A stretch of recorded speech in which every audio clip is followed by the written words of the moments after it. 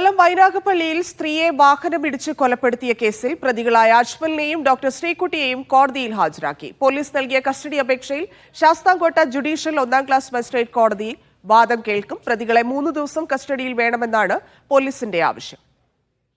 Lijo Rollins ചേർന്നു. ലിജോ, അന്വേഷണവും കോടതി നടപടികളുമായി ബന്ധപ്പെട്ടുള്ള വിശദാംശങ്ങൾ.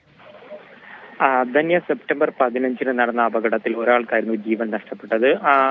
ആ 2 ദിവസങ്ങളിലായി തന്നെ 2 പ്രതികളും പിടിയിലായിരുന്നു. 1ാം പ്രതി ആയിട്ടുള്ള അജ്മലും 2ാം പ്രതി ശ്രീകുട്ടിയും ഇന്ന് ശാസ്താംകോട്ട ജുഡീഷ്യൽ 1ാം ക്ലാസ് മജിസ്ട്രേറ്റ് കോടതിയിൽ ഹാജരാക്കിയിട്ടുണ്ട്. അതായത് കസ്റ്റഡി അപേക്ഷയിൽ വാദം കേൾക്കുന്നതിനായിട്ടാണ് ഹാജരാക്കിയിരിക്കുന്നത്. ആദ്യഘട്ടത്തിൽ കേസ് പരിഗണിക്കുന്ന സമയത്ത് അത് പ്രതിഭാഗം അഭിഭാഷകർക്ക് കസ്റ്റഡി അപേക്ഷയുടെ വിശദാംശങ്ങൾ ലഭിച്ചിരുന്നില്ല എന്നുള്ള കാര്യം ഉന്നയിച്ചതുകൊണ്ട് അതിന്റെ കോപ്പി നൽകുക, അതിനുശേഷം വീണ്ടും കേസ് പരിഗണിക്കാമെന്നുള്ള ഒരു കാര്യമാണ് മജിസ്ട്രേറ്റ് ഇപ്പോൾ ആരംഭിക്കുന്നത്. അതിന് പ്രകാരം കോപ്പികൾ കൈമാറുകയും മറ്റ് നടപടികൾ നടക്കുകയും ചെയ്തിട്ടുണ്ട്. പോലീസ് പ്രധാനമായും ആവശ്യപ്പെടുന്നത് 3 ദിവസത്തേക്ക് കസ്റ്റഡിയിൽ വേണമെന്നുള്ള ആവശ്യമാണ് ഇപ്പോൾ പ്രധാനമായും ശാസ്താംകോട്ട പോലീസ് കോടതിക്ക് മുന്നിൽ വച്ചിട്ടുള്ളത്. കാരണം ഈ സംഭവ സ്ഥലത്ത് ഉൾപ്പെടെ എത്തിച്ച് തെളിവെടുക്കുകയും കൂടുതൽ വിവരങ്ങൾ ശേഖരിക്കുകയും വേണം. ബാങ്ക് വിവരങ്ങൾ സംബന്ധിച്ച സംശയങ്ങളുണ്ട്.